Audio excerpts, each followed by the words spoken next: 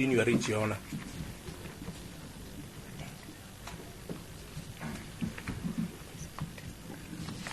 Your Honor, we had done a very comprehensive letter to the DPP earlier today, just for the information, and I think it's only fair that within the 4 weeks that were being sought, those grievances can be addressed in our letter. And I think the prosecutor will have an opportunity to liaise with these seniors, and he may be compelled to terminate these proceedings altogether. If they so desire to come back on the 14th day, we undertake to avail our clients as and when it is required. We humbly pray, Your Honor.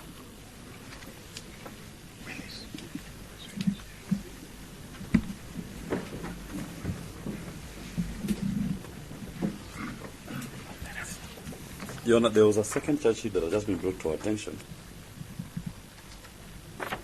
The one that now involves Ms. Takibe.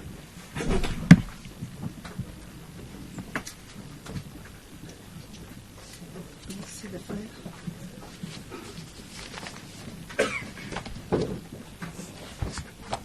This is the file that we were dealing with, the one that we are dealing with, and the current file.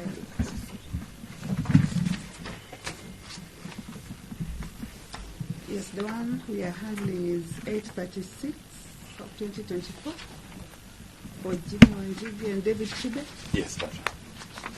It's the one that we are handling at the moment. Yes. It goes together with the number of the other one. There is one which we've not read, Yes. 837. That's where the firearm certificates are. So I just felt that I bring out the issues so that, because they are all related. What did you want us to do? I just want to raise them, Your Honor, because we can use the same proceedings. Mm-hmm. We can use the same. You'd want to adopt the proceedings in this other matter. Yes. And I was going to only urge, Your Honor, that in this particular one, this is where Justice Bahati's orders emanate.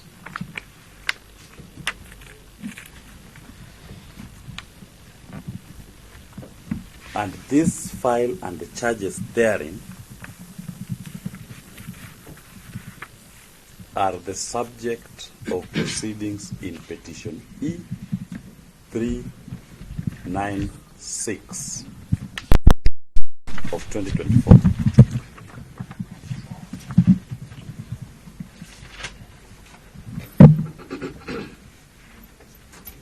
It is the subject of proceedings In E396 of 2024.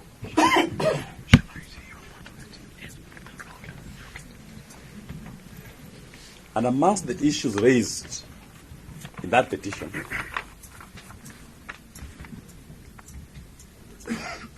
is what, in my short, I came to experience firsthand. I used to watch it in movies. Raiding of a home by over 500 police officers.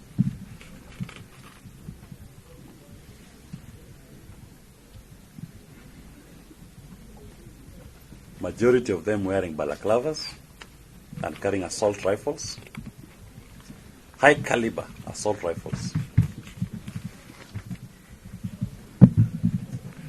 And a comprehensive search of the entire compound and every single room in the home conducted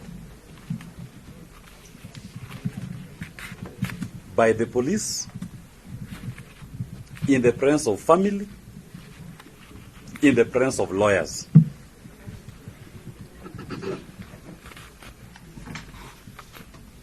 That comprehensive search runs from 7 p.m. to 5 a.m. in the morning. a search from what time? 7 p.m. on the 8th of August to 5 a.m. in the morning on the 9th of August.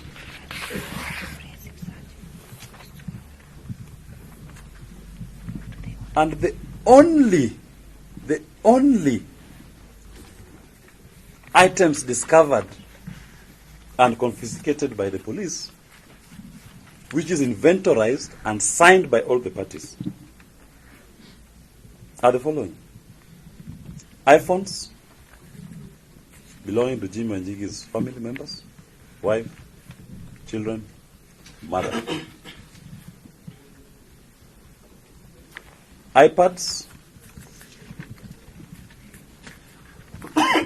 3 flags, lapels,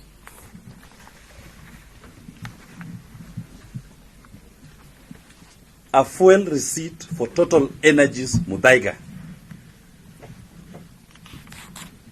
Those are the items that were deemed to be of interest to the state only.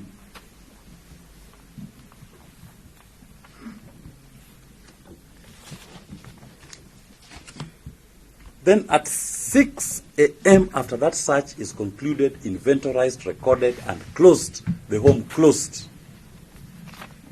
Another set of over 200 armed men wearing balaclavas turn into robbers and break into the home.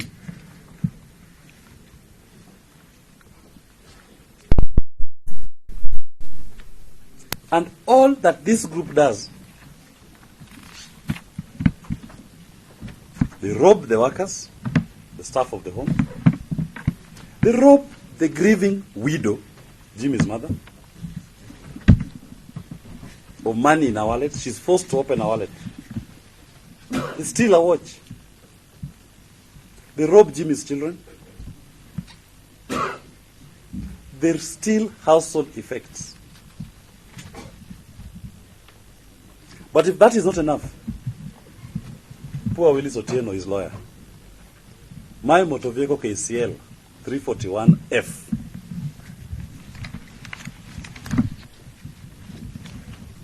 is equally targeted, and they steal my wallet. As I stand here, I only thank technology to prove that I'm an advocate. Amongst the items stolen is my LSK membership card, my debit cards,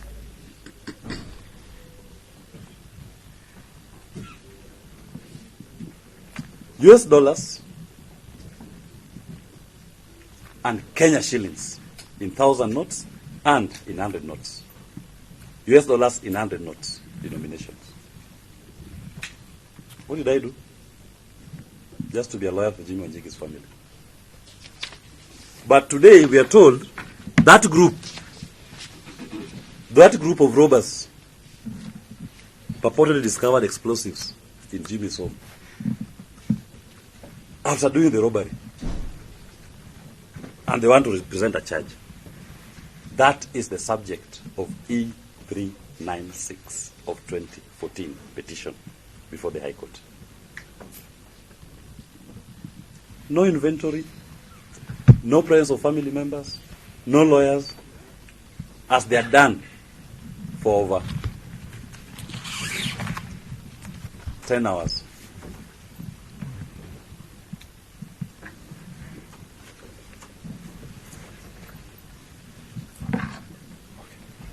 And as they are doing all of this, they don't have any order. No order. No order at all. No search warrant that they present to be there. That's why I refer to them as a bunch of robbers.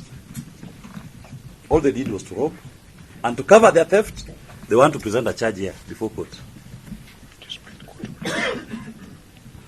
In disobedience of the court orders that told them not even to arrest, not even to detain.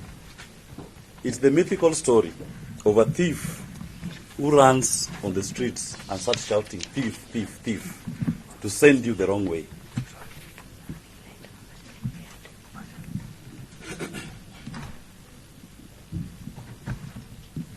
These are questions that are alive and active in petition 396.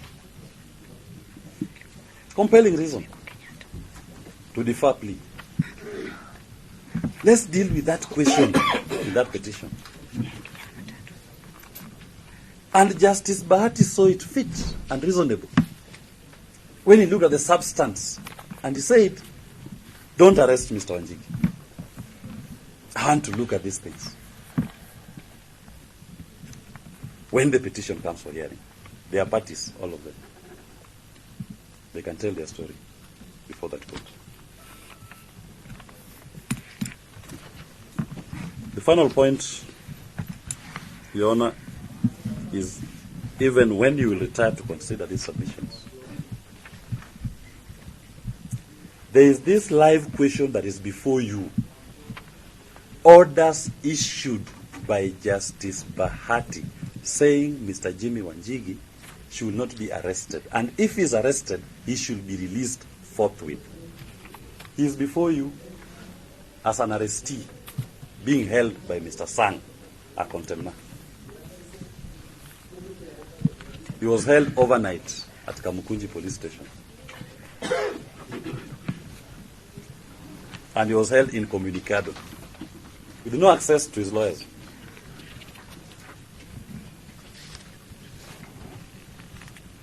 This court should assert, even as it considers this submission, that Mr. Wanjigi is a free man by that order.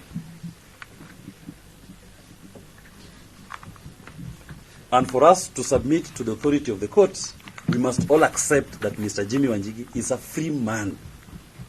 He cannot be arrested or detained by the state until Justice Bahati or another judge says so. So we respect that as a bare minimum. He should not be here as an arrestee of Mr. Sang, a contemner, who has not purged this act of contempt. And nobody is challenging Justice Bahati's orders. I'm only asking the court to say it for to their hearing. The orders already exist. We are not even asking for any fresh orders in that regard. Just tell them, for those who are slow of hearing, let them hear it, that the High Court order applies to them. And they have their lawyer, the prosecutor in court. Can tell them, please respect these orders if you want audience and participation in this proceeding. Madam Asha wanted to. Thank you, Your Honor. I wish to fully associate myself with the submissions of my seniors, and just to reiterate to this honorable court that Jimmy Wanjigi has had these cases before him. My senior Willis has illustrated, but the reason we are here, and I'm sure we want to ask each other, is why in the first place we are here. Court orders are not meant to be dished out just to make people happy. The court is a place where each Kenyan and any Kenyan can go to seek for justice. What are we telling the courts, and what are we telling Kenyans? That you can go to one arm of government and you're issued orders, but the orders will not be respected.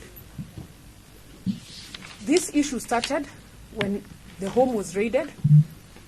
I was personally there. I was shocked by the contingent that was deployed there. And making matters worse, there was no orders, no search warrant or anything.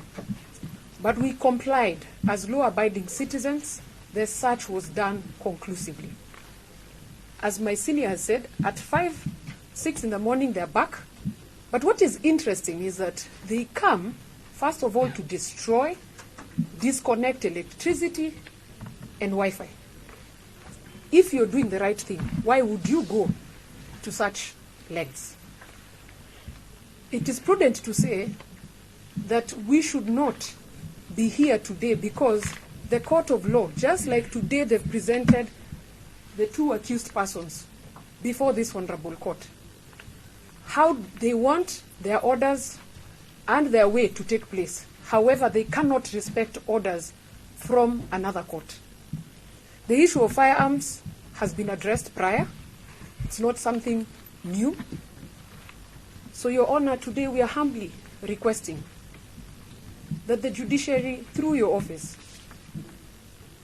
sets a precedent that one arm of government cannot be seen not to respect the rule of law. The 2010 Constitution, we fought for it. We enjoy the rights envisioned here, and justice should not be selective. Inasmuch as we want to respect the rule of law, it goes down to respect court orders.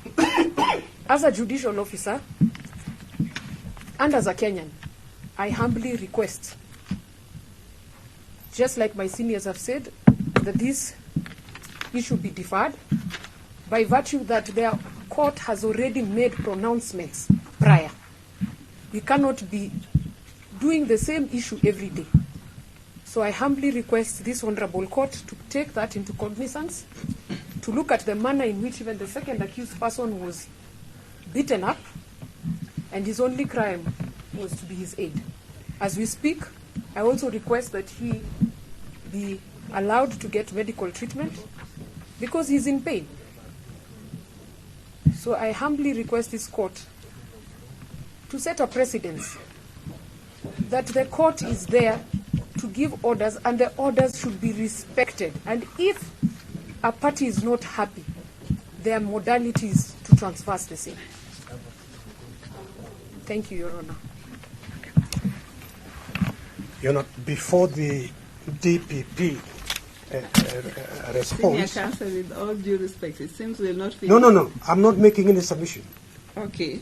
I'm just saying inadvertently, I failed to mention to this honorable court that part of the defense team also consists of the Honorable Dan Maanzo, who is present in court. I should have included his name. And also Nelson Harvey, the immediate past president of the Law Society. I thank you. I'm present, Your Honor. I had to come out of retirement to come and confront this tyrant.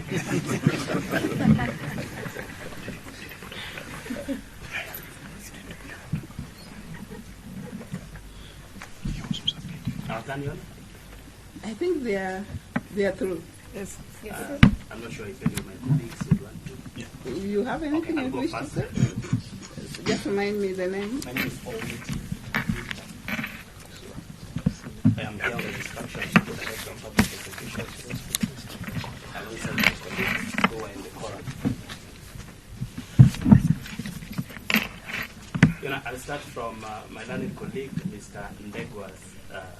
Mwenda's submission that the prosecution probably need some time to be able to respond to the application this morning. We are grateful for the offer, but I am ready to go right now. Number two, I want to be sure that I understood the nature of the application. And the prayers that we have heard the defense ask for are, number one, that you defer the charges, and or number two, that you reject the charges, and or number three, that you stay the charges, and or number four, that you throw those charges into a dustbin. And Your Honor, the reasons for those prayers, Your Honor, I've noticed the court is not writing. Yes. May we know why? Don't worry about that. I've heard you. You've just reiterated what they say. Okay, Yes. That's good enough. That's good enough. The reasons that the defense has given, number one, is that the deferment of charges should give the defense an opportunity to go back before the Honorable Bahati Mwamuye to seek contempt orders as against the respondents in petition E396 of 2024. That's ground number one. To go back to Justice Bahati Mwamuye to institute contempt proceedings as against the respondents in petition E396 of 2024. Number two is that the respondents have violated the rights of the intended accused persons. Number three is that the respondents have violated a number of provisions of the Constitution of Kenya 2010. And number four, before I get to the final number 5, number 4 is that the charges are bad because they are defective. And finally, number 5, for compassionate reasons because the first accused person just lost his father.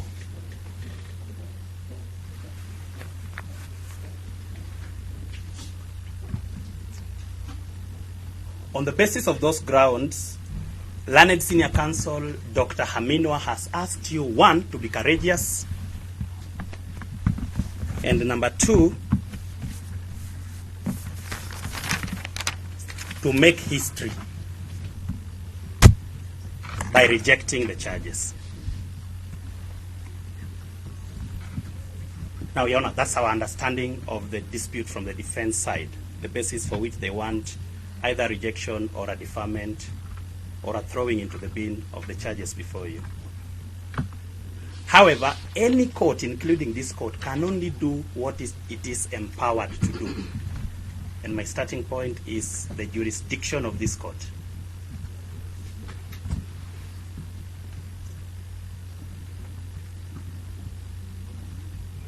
This court can be courageous, can be bold, but only within its jurisdiction.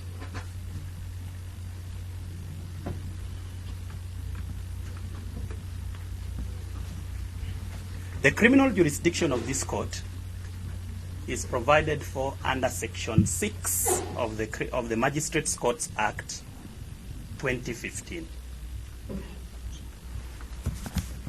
Sorry, Your Honor, just before I go to that, it's trite law that jurisdiction is everything. I need not quote the authorities, but one of those is Samuel Kamau Macharia versus Kenya Commercial Bank and another.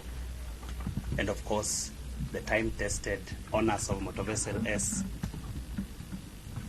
On the basis of those two authorities, the criminal jurisdiction of this court is provided for under Section 6 of the Magistrates Courts Act 2015.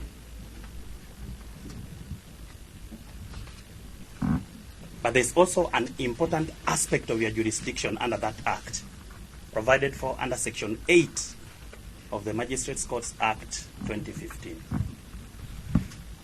And that jurisdiction is the jurisdiction to enforce constitutional rights and fundamental freedoms.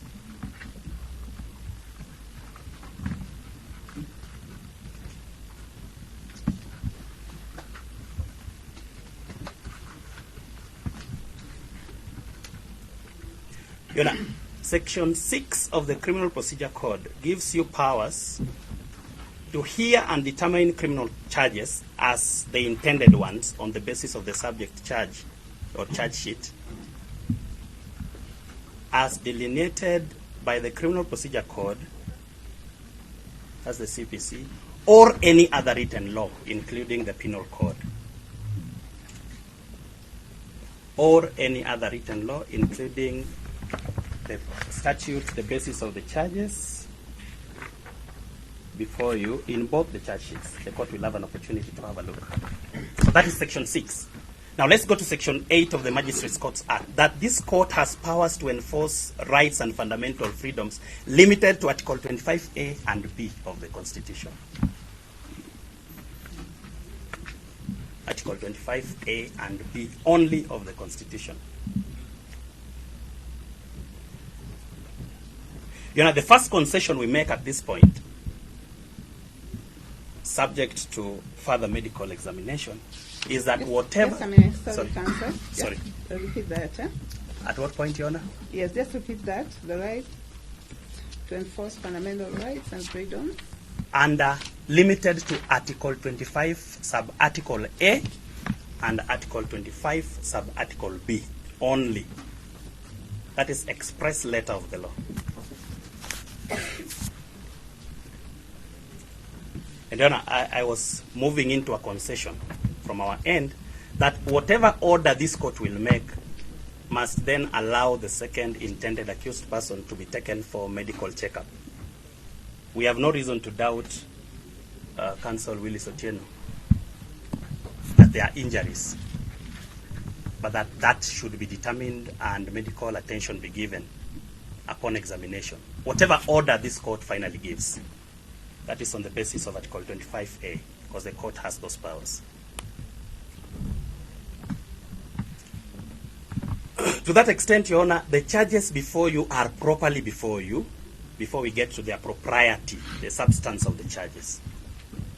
The DPP, in the exercise of his powers under Article 157, Subarticle 6A, that is 157, Subarticle 6, Subarticle small a, to bring charges and information before you, before this court and the High Court respectively, to institute criminal proceedings against any person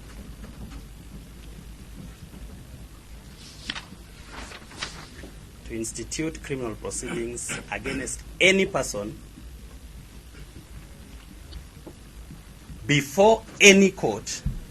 The two suspects are they fall within the definition of any person.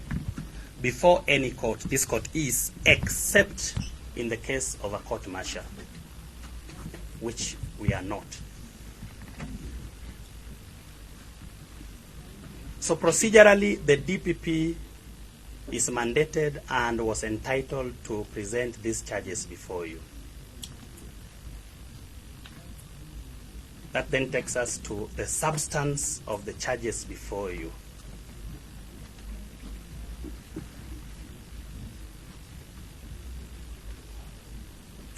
But Your Honor, just before I get to the substance, allow me to address a number of issues which we think are outside your jurisdiction and which, despite your attempts to be courageous and or bold, you cannot get into. That this court cannot enforce constitutional rights and fundamental freedoms outside Article 25A and B. For example, a mention has been made as to the improper or irrational cancellation of a certificate of firearms, contrary to the provisions of Article 47. This court cannot look into that, however bold and courageous. That is outside Article 25A and B.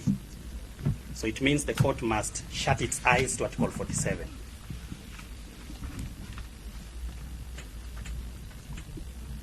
This is not to say that this court is exempt from the provisions of Article 10 of the Constitution on the national values and principles of governance.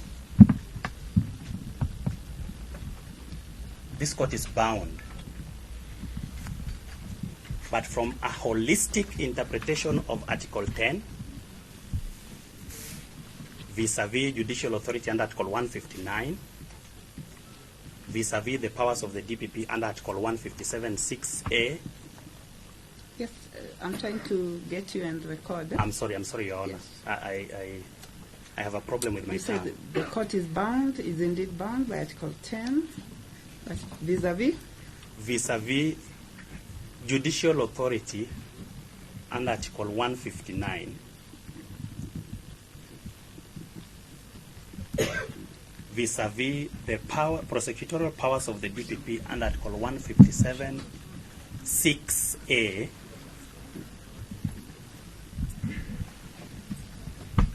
together with Sections 6 and Section 8 of the Magistrates Courts Act, that a holistic interpretation of thereof reminds this court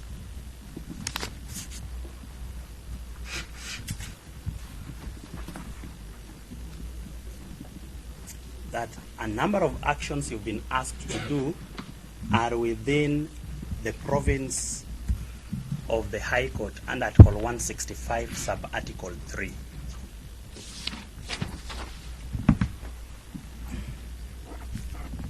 Sub-Article 3.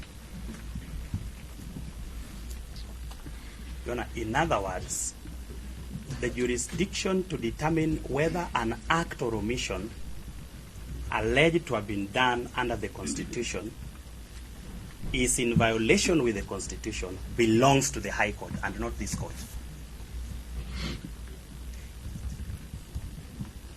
If the arrest of Honorable Jimmy Wanjigi and all the second accused person violated the Constitution, or rather, whether or not the arrest, whether there were 50 police officers, and we don't take it very lightly, those statements, whether there were 200 police officers, and therefore the action of the police were in violation of the Constitution, that determination can only be done by the High Court, under Article 165, Sub-Article 3. And this is not to say that the police should get scot-free where there are, established violations of the Constitution.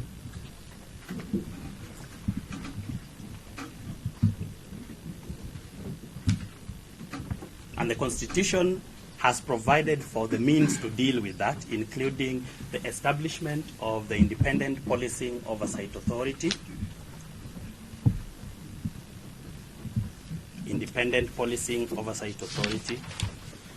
with a mandate to investigate such allegations and to punish or recommend for prosecution such police officers.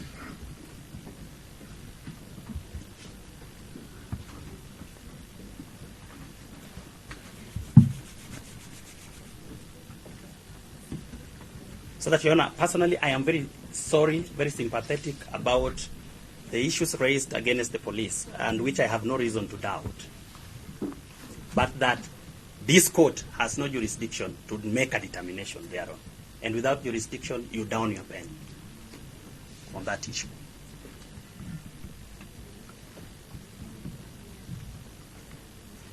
Your Honor, are the police in contempt of the orders of the Honorable Bahati Mwamuye?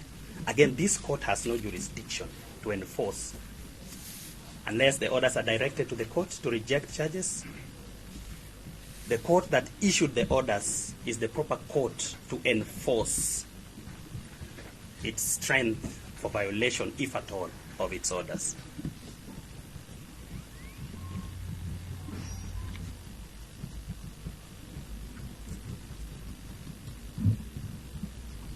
Your Honor, if police robbed the family of Honorable Wanjigi, again, this court cannot make that determination.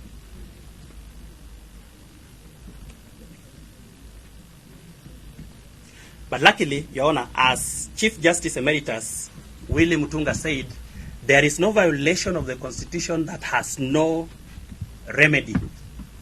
A remedy lies, and it does not mean that if this court, in exercise of jurisdiction, limits its entertaining of the issues raised, that the accused persons or their advocates in that case, who are also violated, will have nowhere to go.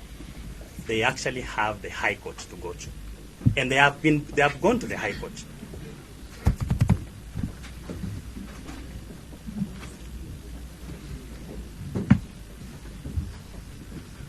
In a sense, therefore, Your Honor, still on the question of jurisdiction, what is before you is very limited. And that takes me to the substance of the charges. Does this court have power to reject charges brought before it? Yes, we agree easily with the defense. But we disagree on the basis they are inviting you to reject the charges. And from a criminal law perspective, this court can only reject charges in the following cases.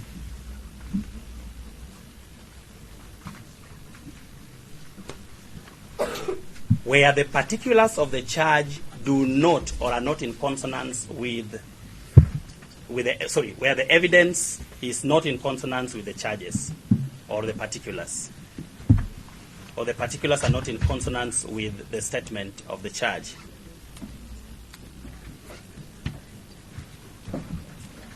You know, that power is granted under Section 89, subsection 5 of the Criminal Procedure Code. 89, subsection 5 of the Criminal Procedure Code, that this court can reject charges on that basis.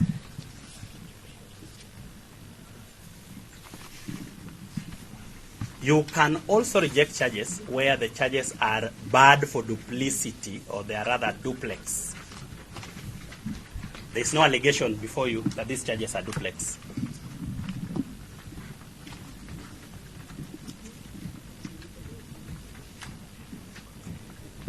So that a charge may not be defective as proposed by the defense for the reason that the actions leading to the charge were in violation of the Constitution.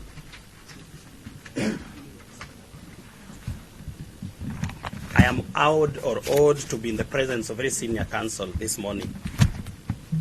I am comparatively younger in the profession. But I would appreciate if I am shown any authority. You are relying on the inherent powers of the court. Thank you for that reminder. Your Honor, this is what Do I record you in brackets? Senior counsel. Your Honor, that brings me back to that question of jurisdiction. Allow me to just read a quote from the now retired criminal law guru, Justice Bononga. And this is what he said in respect of what you've been invited to rely on as inherent jurisdiction. I'll quote. I didn't expect this to come up, but I'll provide a copy of this decision. Mm-hmm. The decision is Elijah Nyakebendo Onsongo. Elijah Nyakebendo Nyakebondo. Nyakebondo. Elijah Nyakebondo Onsongo versus Republic, 2017 Kenya Law Reports. And this is what the learned judge said. First, a subordinate magisterial court, which is this court, including a court of senior principal magistrate, only has jurisdiction as may be conferred upon it by any statutory law, including the Constitution. In criminal matters, as in the instant application, such courts do not have inherent powers. It is important to point out that such courts only have inherent powers in civil matters in terms of Section 3A of the Civil Procedure Act. So that another thing as regards to your jurisdiction is that you do not have inherent jurisdiction. Your jurisdiction is given by law only. The Constitution, the Magistrates Court Act, the Criminal Procedure Code, and the Penal Code in respect of criminal law.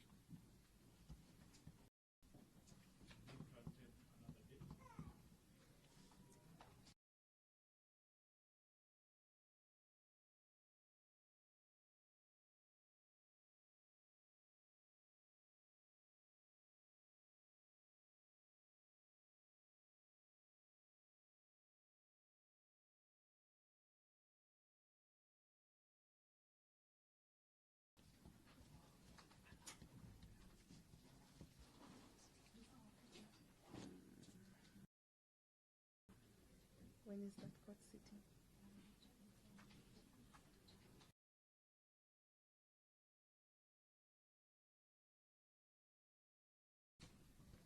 Trial.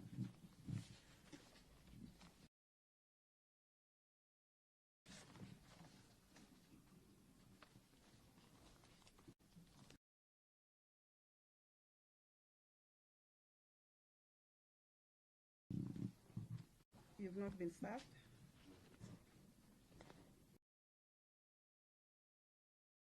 Possibly we'll give it another 2 weeks before the trial court.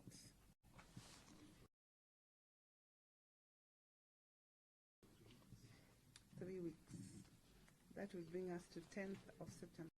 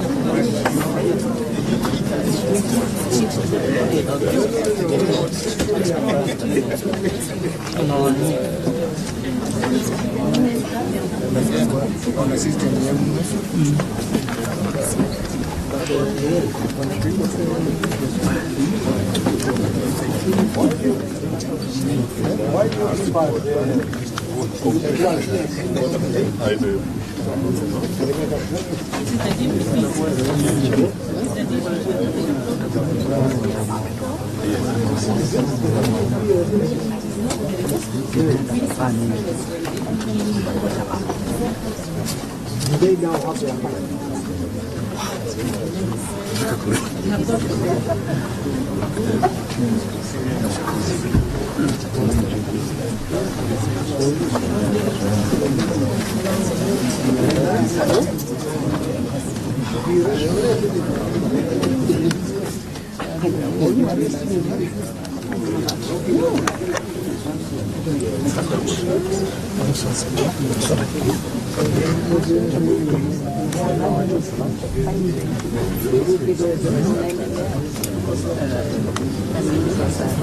They told you.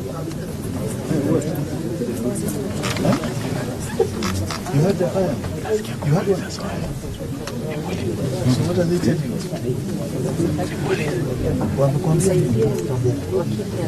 Nimesema wewe usoma kwanza kila tapite. Kila pande kwanza.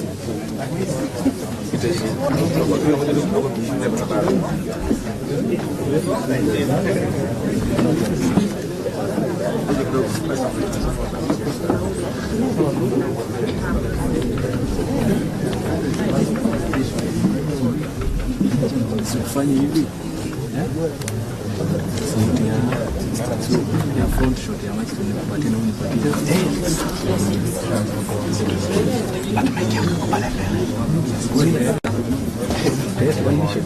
Ndio mimi niko na sauti zote.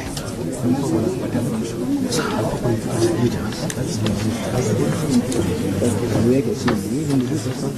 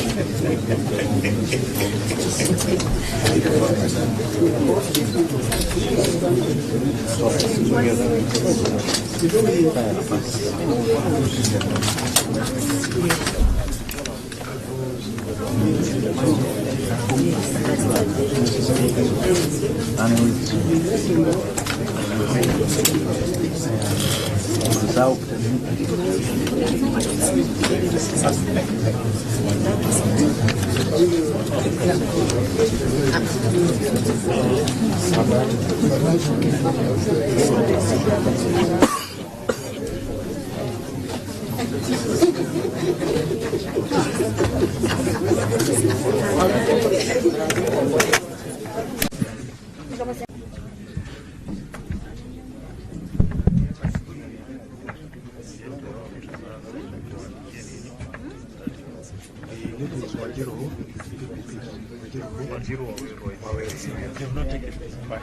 think that's the one that's taken. Yes, but I think this is the one that is already in the code file. No, it's not. The one I've seen is the one which has been taken. But she has two files. The code file is somewhere there. So that they just confirm. Yeah, just confirm.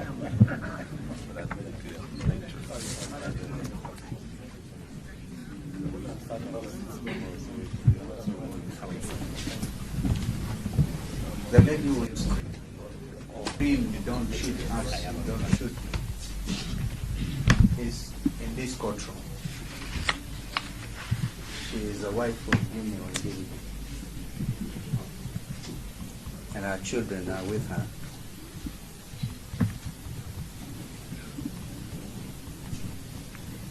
Therefore, Your Honor, you have some singular opportunity to make or contribute to criminal jurisprudence in our country.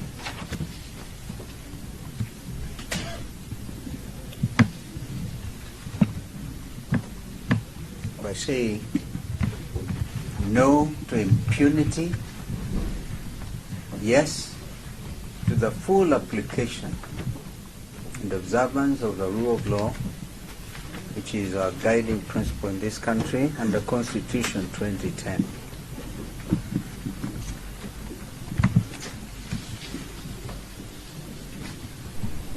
We sat patiently here when you were taking other pleas, and sorry I had to rush and attend to a cremation of a friend's mother. So I thank Paul for holding brief. I think you've been given a list of counsel who are associated with this matter. It's an impressive list. These are not men and women who are seeking vainglory or showing political support to Jimmy Wanjigi. But these are senior citizens who want to call out impunity. And although some be political leaders like Paul himself or my brother Eugene or Malwa, and I think our sister mother was also on record, but they also are senior, they're also members of the legal fraternity. And if I can quote what my colleague Eugene said yesterday when we went to Kamukunji police station, the judiciary is our last line of defense if we are going to still remain as a country under the rule of law, in a country that is a democratic state.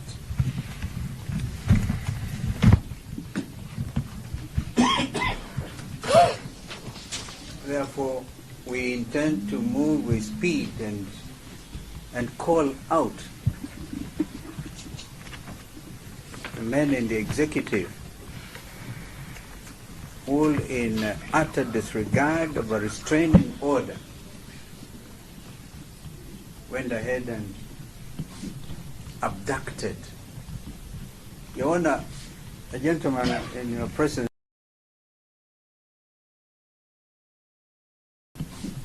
abducted. Your Honor, a gentleman in your presence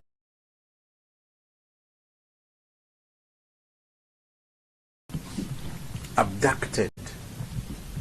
Your Honor, a gentleman in your presence